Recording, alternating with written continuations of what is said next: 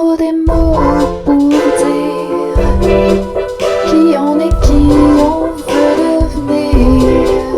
Des mots qui crient, des mots qui pleurent, des mots qui rient, des mots d'amour couchés sur le papier.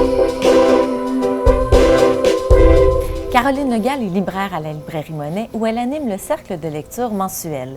Elle a été chroniqueuse littéraire à l'émission La librairie francophone sur les ondes de Radio-Canada et anime présentement la chronique Journal de bord sur la web télé airlibre.tv. Elle est également présidente du Prix des libraires du Québec. Caroline Legal, bonjour. Bonjour. Bienvenue à Identité littéraire. Merci. Vous avez pour nous remonté le fil de vos lectures pour choisir 3 livres qui ont laissé une empreinte, en fait, sur votre vie.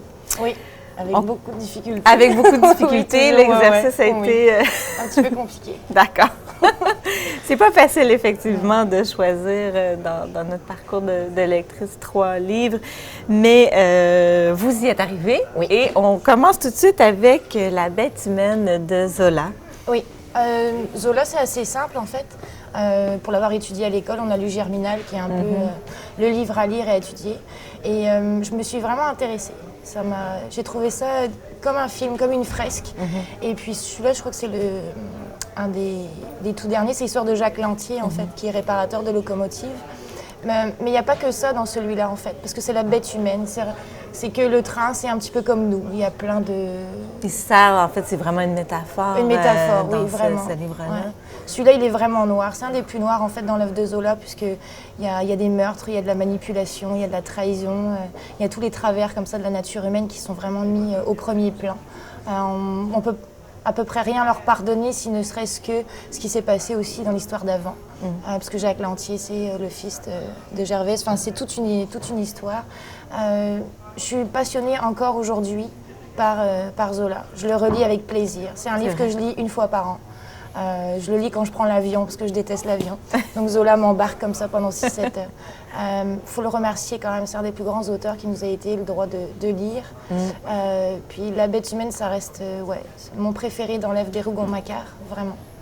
C'est beau, c'est bien écrit, on s'en lasse pas. C'est aussi toute l'histoire de la condition ouvrière, de toutes ces petites gens, ces petites mains qui ont travaillé et œuvré aussi. C'est toute l'histoire aussi des avancées technologiques aussi. Donc, tant pour l'écriture que pour les thèmes abordés, que pour... on parlait tout à l'heure de la réflexion sur la condition humaine, sur le rapport de l'homme au progrès aussi, ce qui est très présent dans ce livre-là, la condition ouvrière. Donc, ça vous touchait? Je viens de la condition ouvrière, donc forcément, ça me touche. C'est vrai qu'à l'époque, les trains, c'était quand même... Je ne dis pas qu'aujourd'hui, c'est pas beau, mais il y a tout ça. Puis d'écrire noir sur blanc aussi, les trahisons, les manipulations de l'être humain. Ces gens-là aussi, ils n'ont pas demandé grand-chose, ne serait-ce que de vivre décemment, comme tout le monde. Puis dans celui-là, il y a vraiment tout, du meurtre, de la manipulation, autant par les femmes que par les hommes. Parce qu'on alloue beaucoup de choses aux hommes, mais les femmes ne sont pas en reste, loin de là, à l'intérieur. Puis c'est vraiment un élément central. La manipulation par l'amour, donc il y a la dépendance aussi affective, la dépendance aussi à l'ascension sociale, d'y arriver, à la justice ou l'injustice. Non, c'est un roman assez complet à mes yeux. Donc, le prochain, votre second choix, Voyage au bout de la nuit de Céline. Oui. Donc, une lecture costaude aussi. Oui, ça c'est l'année de mes 15 ans, je m'en souviendrai. Toute ma vie, puis c'est mon oncle qui me l'a offert, il me dit si t'as pas lu Céline une fois dans ta vie, t'as rien lu. Alors il est un petit peu comme ça mon oncle. Et puis je l'ai lu, j'ai dévoré ce livre. C'est l'histoire de Bardamus, c'est l'histoire de la colonisation puis de la décolonisation, de la guerre. Mais c'est la fougue de l'écriture. C'est ça qui est absolument incroyable. C'est le parler de Céline qui disait on n'écrira plus comme Balzac, on n'écrira plus comme Zola. Il faut vivre avec son temps. Puis la langue, ça se travaille, ça se manie. On peut détester sa propre langue, puis vraiment lui donner toute sa magnificence là-dedans. Et moi, c'est la fougue de Céline. Après, il y a des choses qu'on peut lui pardonner ou pas.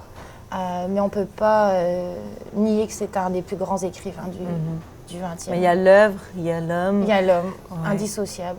Parce qu'il parle aussi beaucoup de choses de lui là-dedans, Louis-Ferdinand Destouches, médecin aussi de son état. Après, si on lit son œuvre, on comprend aussi beaucoup de choses. Ouais. Il y a aussi des pamphlets antisémites. Il faut savoir aussi que, bon, lui, quand même, c'est un être, touché déjà. Des petits, il est élevé par sa grand-mère qui s'appelle Céline, c'est pour ça qu'il s'appelle Louis-Ferdinand Céline, mais ça, beaucoup de gens le savent aussi. Mais c'est un écorché vif. Et je pense qu'au travers de la langue, il a aussi comme exulté tout ça. J'irai pas dire jusqu'à déglutir ou vomir, mais il a vomi des choses comme. Puis des gens aussi qu'on envoie à la guerre qui sont pas immunisés contre tout ça. On peut pas leur pardonner qu'il y a un côté antisémite qui se lève de là-dedans ou une haine de l'autre, parce en temps de guerre, le pays adverse n'a pas nécessairement demandé non plus. Donc il y a toutes ces choses-là. Mais il y a la fougue de l'écriture, les mots inventés, les tournures de phrases. C'est un bonheur aussi. Par contre, celui-là, le relire 10-15 ans plus tard, c'est pas pareil. Notre troisième titre, donc on s'en va quand même dans un autre registre, une autre époque aussi. L'invention de la solitude de Paul Auster.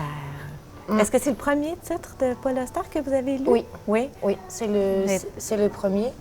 Ça, c'est dans ma tante est libraire, donc j'étais dans sa librairie. Puis je regardais, je voulais lire quelque chose, puis le titre m'a beaucoup appelé. Ouais. Je crois qu'elle avait lu quelque chose, ma tante, de lui. La 4e de couverture m'a appelé aussi. Donc ça, c'est l'histoire de Paul Auster qui perd son père, qui n'a pas vu pendant une vingtaine d'années.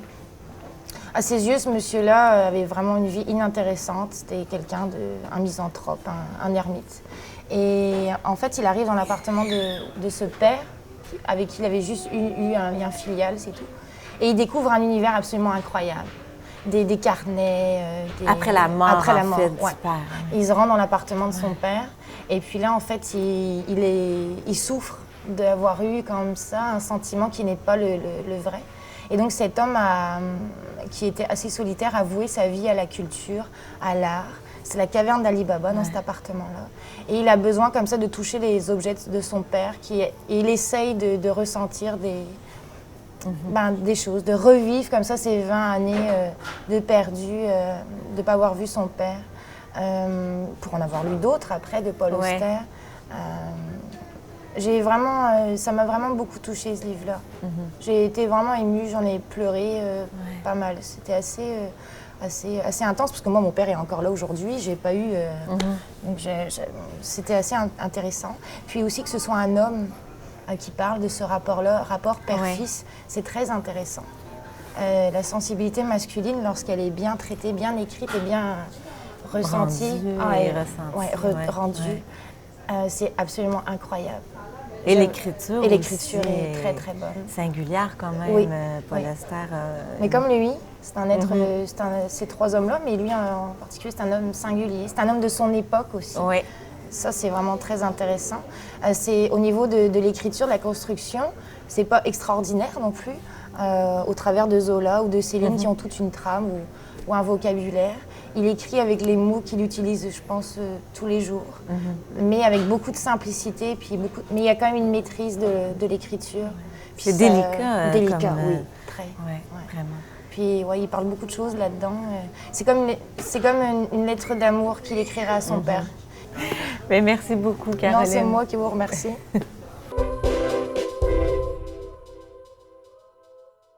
Nicolas Charette enseigne la littérature au Collège Champlain à Saint-Lambert. En 2009, il a publié un premier recueil de nouvelles, Jour de chance, aux éditions du Boréal. Il vient tout juste de faire paraître Chambre noire, un premier roman, toujours aux éditions du Boréal. Nicolas Charette, bienvenue. Merci à vous. Merci d'avoir accepté notre invitation. Alors, vous nous parlez aujourd'hui de 3 livres marquants, 3 livres qui ont été particulièrement significatifs dans votre parcours de lecteur.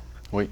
Vous commencez avec Bilbo le Hobbit de Tolkien. Et oui, j'ai commencé avec Bilbo le Hobbit. Je dirais même que je suis arrivé un peu à la lecture avec Bilbo le Hobbit, mais avec surtout l'imaginaire, le fantasy. C'est un peu comme beaucoup de jeunes aujourd'hui arrivent avec Harry Potter. Oui, Amos Aragon. Exactement. Ouais. Donc moi, pour moi, Bilbo le Hobbit, c'était l'imaginaire et puis c'était aussi mon entrée. Moi, je jouais beaucoup aux jeux de rôle, les jeux Donjons et Dragons. Ouais. Mon frère m'avait appris à jouer à ça et puis tout mon imaginaire à l'adolescence s'est développé par rapport à ça. Et puis même, je dirais, mon rapport à l'écriture parce que j'écrivais aussi, j'essayais d'inventer des univers, j'essayais d'inventer des aventures et j'écrivais les aventures et puis j'essayais d'écrire précisément ce que les autres joueurs, les joueurs dans les jeux de rôle, Donjons et Dragons par exemple, voyaient en entrant dans chaque pièce d'un donjon, d'un château. Et puis j'essayais de décrire exactement ce qu'ils voyaient. Donc je leur lisais carrément ce que j'avais écrit. Donc ça a été aussi pour moi, Bilbo le Hobbit, un livre qui a nourri l'écriture par ce biais-là. Et puis, vraiment, moi, c'est des livres. Ensuite, j'ai lu, bien sûr, Le Seigneur des Anneaux, la trilogie. Ouais, c'est le prélude, finalement. Exactement. Puis pour Au moi, Seigneur des Anneaux. c'est toute une époque de rêve. C'est l'idée de Bilbo, un jeune homme paisible, mais qui est choisi aussi. C'est comme l'idée, le fantasme d'être trouvé, d'être choisi, d'être D'avoir un destin. un grand destin, exactement. Donc, dans ce sens-là, ça a nourri aussi ça a nourri mon ego. Puis, je me rappelle un jour, j'ai une anecdote là-dessus, j'étais au cégep et puis on avait on devait faire un journal, créer un journal, et on était allé voir, notre professeur nous avait amené voir une bande d'étudiants universitaires, professeurs aussi, qui écrivaient un journal et ils nous demandaient de nous dire c'était qui notre héros littéraire. Et puis moi, j'étais un peu pris au dépourvu, et puis je me rappelais que j'avais bien aimé Bilbo. Alors j'ai dit Bilbo. Et puis je me rappelle, le professeur d'université, un Français, disait « Oui, Bilbo le Hobbit, nous Tolkien, nous croyons qu'il est trop réactionnaire, et puis tout ça. » Et puis, je sais pas ce qu'il voulait dire tout à fait. Je pense qu'il voulait dire justement, c'est que Bilbo incarne justement l'individu, aussi un peu une forme d'élite. Hein? C'est une bande qui est formée pour sauver le monde. Enfin, je m'étais senti un peu diminué à cause de ça, mais néanmoins, c'est une lecture naïve, mais ça a nourri ça a nourri mon imaginaire beaucoup. Oui. Vous nous parlez ensuite, on passe dans un autre registre complètement, Lettre à un jeune poète de Rainer Maria Rilke. Oui. Donc, oui, donc Bilbo, c'était plus vers l'âge de 15 ans. Rainer Maria Rilke, c'était plutôt à la vingtaine, jeune adulte. C'est un livre que mon parrain m'avait conseillé de lire, qu'il m'avait prêté. Évidemment, c'est pas cette édition-là, mais c'était dans une période de ma vie un peu plus sombre, un peu plus empreinte de doute, un peu plus triste aussi. Et puis, il m'avait dit, je crois que tu aimerais ça. Lui, il avait lu ça il y a longtemps, c'était une vieille édition. Juste le livre en tant que tel était attirant, avait du vécu, était... Un objet en soi oui, qui oui, c'est ça. Qui avait, c'est ça, un vécu, un passé, une connexion aussi, bon, comme vous dites, avec votre parrain. Oui, c'est ça. Puis mon parrain avait toujours été, le parrain, c'est censé être un peu un guide spirituel. Lui avait vraiment pris ce rôle-là à cœur. Il le fait encore d'ailleurs. Je lui en suis très reconnaissant. Et puis, il avait vu en moi aussi, il avait reconnu en moi le désir d'écrire. Et puis, il s'était dit, peut-être que tu aimerais ça. Et puis, en effet, il a visé dans le mille. Mais pour moi, c'est sûr que ça évoque toute une autre époque de ma vie. Ça évoque, la solitude. Hein. Rilke, c'est un poète de la solitude. Il exige, mais il demande, il conseille aux jeunes capus de se plonger dans la solitude en lui-même. C'est un discours sur l'acceptation de sa tristesse à travers l'expérience de la solitude. Et puis aussi, il a des mots très graves, une pensée très grave, très profonde sur l'écriture, qui m'a influencé aussi, je dirais à un moment donné, qui a pesé sur moi aussi. Donc, c'est une époque où j'ai commencé à écrire des poèmes. Évidemment, c'était des poèmes très sombres. Je dirais même, il y avait beaucoup d'apitoiement. C'était « Ah, mon Dieu, je souffre », etc., etc. Mais c'était la première fois où j'écrivais un peu pour mettre sur papier ce que vraiment moi je ressentais. Rilke disait à Capu d'oublier tout ce que les autres pouvaient penser, d'arrêter d'envoyer ses poèmes à d'autres revues, d'arrêter de demander aux gens ce qu'ils en pensaient. Ouais. Exactement. Et puis, il lui disait, lorsque vous écrirez quelque chose qui est vraiment à vous, vous le reconnaîtrez et vous n'aurez plus besoin de vous demander si c'est bon ou non.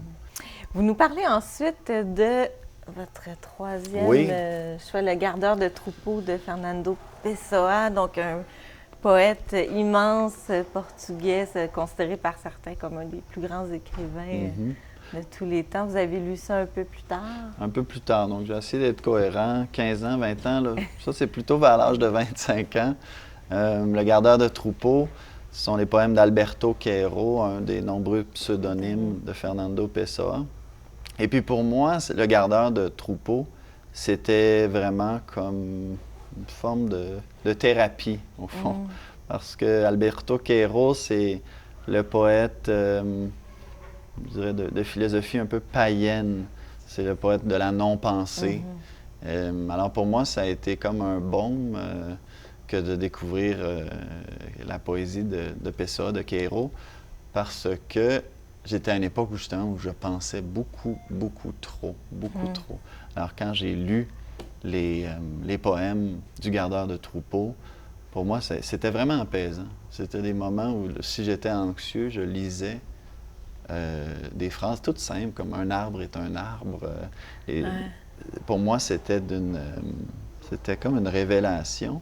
Et puis, ça me sortait de la pensée pour m'amener un peu plus dans le senti. Hein. C'est un poète du senti. C'est un poète qui... il en fait le pseudonyme. Queiro dit plutôt que d'essayer de penser le monde, il faut sentir le monde.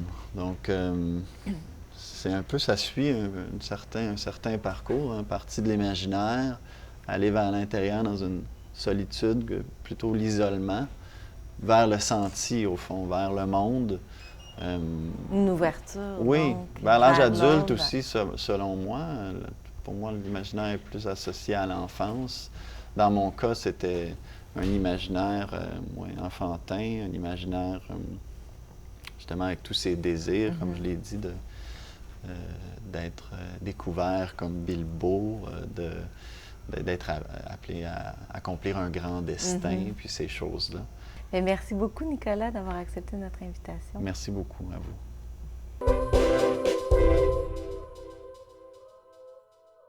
Catherine Poirier-Léger est directrice générale du regroupement des éditeurs canadiens-français. Elle travaille à favoriser la vitalité littéraire dans les communautés francophones et acadiennes. Elle signe chaque semaine plusieurs textes sur son blog Détails et Dédales. Elle s'intéresse au rôle des médias et de la culture dans la cohésion sociale et s'interroge sur les lieux communs. Catherine Poirier-Léger, bonjour. Bonjour. Merci d'avoir accepté notre invitation à Identité littéraire.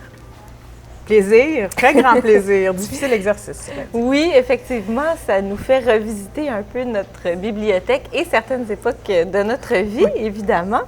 Alors, vous avez choisi 3 lectures marquantes. Vous commencez avec Journal inédit d'Anaïs Nin. Donc, une lecture que vous avez faite à quelle époque à peu près? Moi, je ne suis pas très bonne dans les âges, mais je dirais début vingtaine. Et j'ai choisi celui-là, mais en fait, ça aurait pu être n'importe quel tome du journal. Il faut savoir qu'Anaïs Nin a d'abord publié 7 journaux qui étaient censurés, pour ensuite revenir avec 4 tomes non censurés beaucoup plus tard, quand des gens étaient morts. Donc ça, c'est un des tomes non censurés qui s'appelle Inceste, qui porte beaucoup sur la relation avec son père. Mais pour moi, c'est la découverte d'Anaïs Nin, l'ensemble de son journal. C'est venu me chercher dans le fond de ce que j'aime, c'est-à-dire l'ouverture à soi, la psychanalyse. Je pense que c'est une parole de femme très forte qui va à l'intérieur de ce qui nous motive dans nos actions. Et je dirais qu'il y a quelque chose chez Anaïs Nin qui est fascinant, c'est que finalement, on ne sait jamais quelle part de son écriture appartient à la mythomanie ou à l'exagération. Donc, on ne le saura sans doute jamais, mais ça reste une écriture réflexive, je dirais, qui, moi, m'a profondément bouleversée. Donc, effectivement, des réflexions sur l'art, sur la psychanalyse, vous en parliez tout à l'heure, mais une œuvre très intime où elle va à la rencontre d'elle-même à travers les autres, parfois aussi. Donc, c'est une lecture, effectivement, au début de la vingtaine, je pense qu'il peut avoir un impact assez majeur. Je sais que c'est une auteure que j'aime beaucoup aussi, que j'avais lue à peu près à la même époque. Et est-ce que vous avez relu par la suite ces journaux-là? Ou... Non, mais en fait, je me prépare à le faire Oui. parce que j'ai moi-même un projet de création dans lequel Anaïs Nin aurait un rôle. Puis, je pense que c'est ça aussi, Anaïs Nin, c'est le rapport à l'intimité.